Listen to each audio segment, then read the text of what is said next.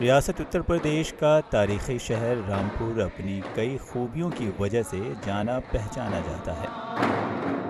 مختلف اصناف کے سخن کے ذریعے اردو زبان و ادب کی ترویج و اشاعت میں اس سرزمین کا بہت بڑا حصہ ہے، جسے تاریخ کبھی فراموش نہیں کر سکتی۔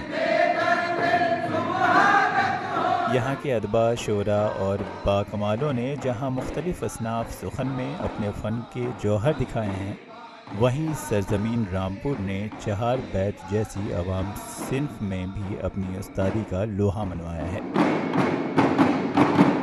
اس کی ایجاد تو رامپور کی ہے، اردو کی، اور جو یہاں رامپور میں پہلی چار بیت جو آئی تھی وہ پشتو میں آئی تھی، عبدالکریم خان لے کے آئے تھے افغانستان سے۔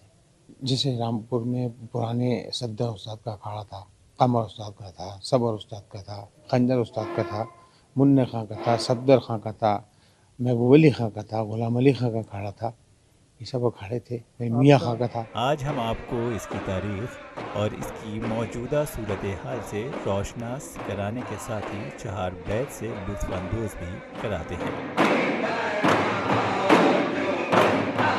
رامپور سے ہمارا یہ ایک مرکز ہے چار بیت کا، یہیں سے پوری دنیا میں چار بیت گئی ہے۔ افغانستان سے آنے کے بعد باقی جو چار بیت گئی تھی رامپور سے گئی ہے۔ امروہہ، مراد آباد، راجستھان، لکھنؤ، بلاسپور، بریلی، جگہ بے جگہ گوہا، یہ جگہ جگہ چار بیتیں یہیں رامپور سے گئی ہیں۔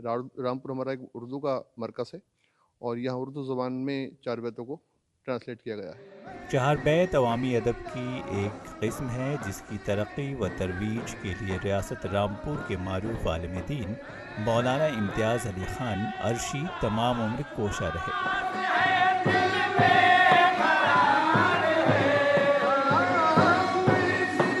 ETV بھارت کے لیے رامپور سے ابوالکلام خان کی رپورٹ۔